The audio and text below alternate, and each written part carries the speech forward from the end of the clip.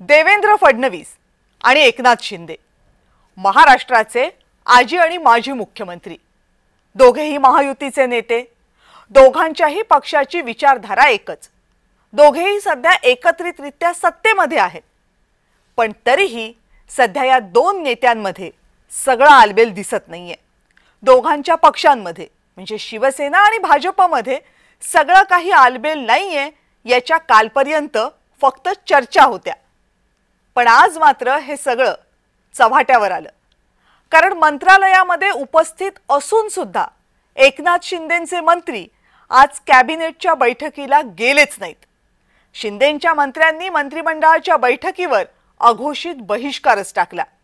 एकमेकांच्या मतदारसंघांमध्ये कुरघोड्या करणं, एकमेकांच्या बालेकिल्ल्यात आव्हानं उभी करणं, एकमेकांच्या विरोधातली माणसं पक्षात घेणं, खात्यांमध्ये निधी आणि बदल्यांच्या मुद्द्यावरून कुरघोडी करणं, या सगळ्या बाबी आता मंत्रालयासह राज्यातल्या जिल्ह्यात दिसायला लागलेल्या आहेत। खुद्द एकनाथ शिंदेंच्या ठाण्यामध्येच भाजपनं गणेश नाईकांच्या रूपानं मोठं आव्हान उभं केलंय। शिवाय पक्ष आणि चिन्हाच्या लढाईचं शिंदेंसमोरचं आव्हान अजूनही संपलेलं नाहीये। शिवसेना आणि भाजप हे राज्यामध्ये तिसऱ्या सवंगड्यासह म्हणजे राष्ट्रवादी काँग्रेससह सध्या सत्तेमध्ये आहेत। तिघांचं मिळून संख्याबळ इतकं मोठं आहे की सरकार चांगलं भक्कम अवस्थेमध्ये आहे। शिंदेंची शिवसेना काय किंवा अजित पवारांची राष्ट्रवादी काय, दोघांपैकी कुणीही कितीही नाराज झालं तरी भाजपला सध्या फारशी चिंता करण्याची गरजच नाहीये। मुख्यमंत्री पदाची इच्छा पूर्ण झाली नाही म्हणून शिंदेंची नाराजी आहेच, तर आता सरकारला वर्षही पूर्ण झालेलं नसताना शिंदेंच्या पक्षाला एका मागोमाग एक जे हादरे बसतायत किंवा जे दिले जात आहेत त्यामुळे शिंदेंची नाराजी वाढत गेली आहे। आता त्यात कमी म्हणून की काय, बाळासाहेब ठाकरेंच्या स्मारक समितीवर मुख्यमंत्र्यांनी उद्धव ठाकरेंची नियुक्ती केली, वर शिंदेंच्या एकाही आमदाराला स्थान दिलं नाही। म्हणजे शिवसेना शिंदेंची, धनुष्यबाण सध्या शिंदेंचा, बाळासाहेबांच्या विचारांचे आम्हीच खरे वारसदार हा दावा शिंदेंचा, राज्यातल्या सरकारमध्ये उपमुख्यमंत्री शिंदे। पण तेच सरकार जेव्हा बाळासाहेबांच्या स्मृती जपणाऱ्या स्मारक समितीवर शिंदेंच्या पक्षाला एकाही आमदाराला नियुक्त करत नाही तेव्हा तो घाव शिंदेंसाठी वेदनादायी ठरलाय अशी चर्चा आहे। आता बिहारच्या निवडणुकीचे निकाल लागल्यानंतर भाजपचा विश्वास प्रचंड वाढलाय, त्यामुळे शिंदेंच्या नाराजीत आणखी भर पडल्याची शक्यता आहे। आता ऐन निवडणुकांच्या तोंडावर शिंदेंच्या नाराजीला हा असा वाव देणं, त्या नाराजीला चव्हाट्यावर येऊ देणं हे शिंदेंना परवडणारं असेल आणि भाजपलाही त्यात फार काही अडचण वाटत नसेल तर महायुतीतल्या सगळ्या पक्षांसाठी पुढची 4 वर्ष ही सोपी राहतील का, हा आजचा कळीचा मुद्दा आहे। या सगळ्या संदर्भात बोलायचे, पण त्या अगोदर पाहूयात स्पेशल रिपोर्ट।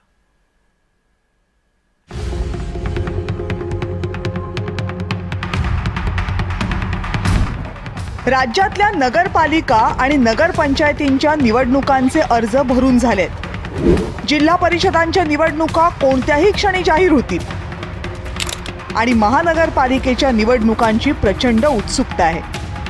पुढचे 2.5 महिने राज्याच्या राजकीय मैदानातील लढाई जोरदार लढली जाणार आहे। अवघ्या राज्यामध्ये या लढाईचा ज्वर चढलेला असताना इकडे मुंबईत मंत्रालयात मात्र सत्ताधाऱ्यांमध्येच घमासान दिसलं।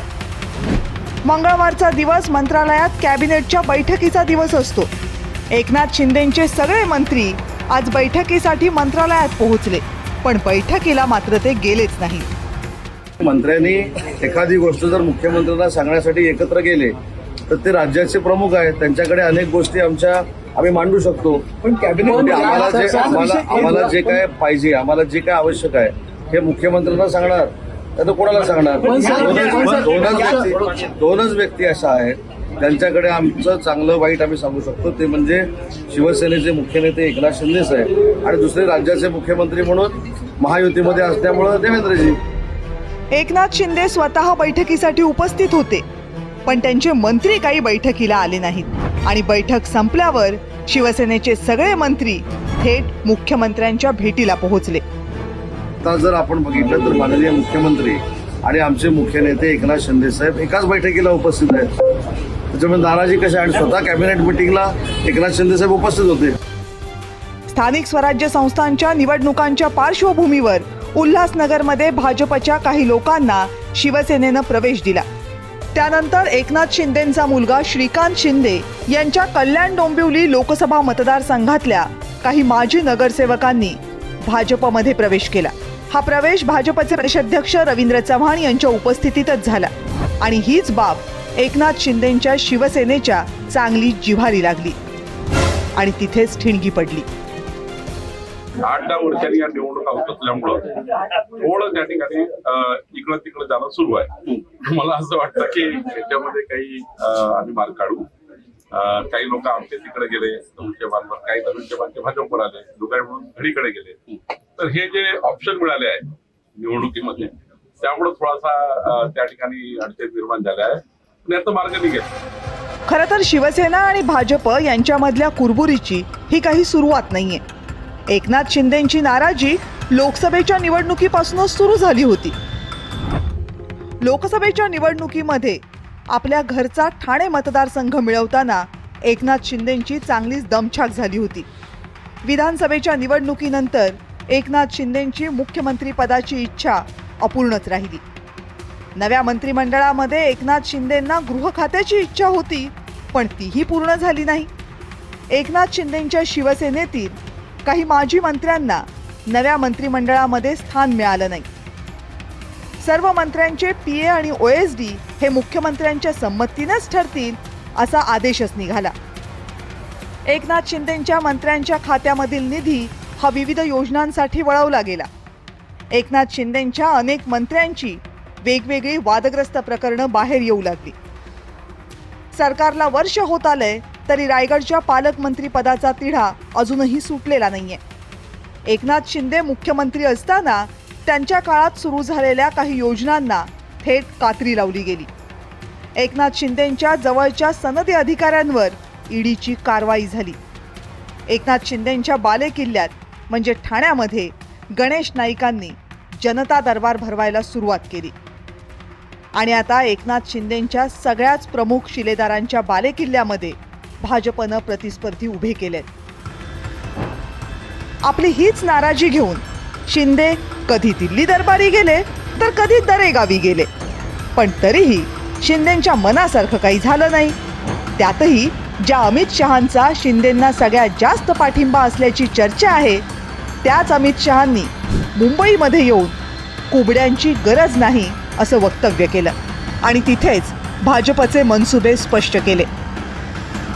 महाराष्ट्र में बीजेपी पार्टी भाजपा ये किसी बैसाखी के आधार पर नहीं चलती, अपने बूते पर खड़ी। भारत की राजनीति में जिस तरह से भारतीय जनता पार्टी का अस्तित्व और भारतीय जनता पार्टी के सिद्धांत एक अमिट स्थान रखते हैं, उसी तरह से अब महाराष्ट्र में भी भारतीय जनता पार्टी महाराष्ट्र के राजनीतिक क्षेत्र के एक मजबूत हस्ताक्षर है, इसमें कोई ना नहीं। अमित शहांच्या याच वक्तव्यानंतर एकीकडे भाजप नेत्यांचं मनोबल चांगलंच वाढलं, पण दुसरीकडे शिंदेंची कोंडी मात्र वाढत गेली। शिवसेना पक्ष आणि चिन्हाची लढाई अजूनही न्यायालयामध्ये प्रलंबित आहे। त्या लढाईमध्ये शिंदे जिंकले तर त्या पक्षावरची त्यांची पकड मजबूत होईल, पण ती लढाई शिंदे जिंकले नाहीत तर शिंदेंच्या राजकीय भवितव्यासाठी मोठं आव्हान उभं राहील। 2014 ते 2019 या काळात एकनाथ शिंदेंसह तत्कालीन शिवसेनेचे अनेक मंत्री देवेंद्र फडणवीसांच्या युती सरकारमध्ये नाराज होते, तेव्हा ते राजीनामे खिशात घेऊन फिरायचे। 2025च्या महायुती सरकारमध्ये परिस्थिती पूर्णपणे वेगळी आहे, पण नाराजी मात्र तीच आहे। त्यामुळे या नाराजीवर भाजप वेळीच फुंकर घालणार की नाराजीतून उभ्या राहणाऱ्या वादळाचं आव्हान एकनाथ शिंदेंना सलग तिसऱ्या सरकारमध्येही पेलावं लागणार। ब्युरो रिपोर्ट, जय महाराष्ट्र।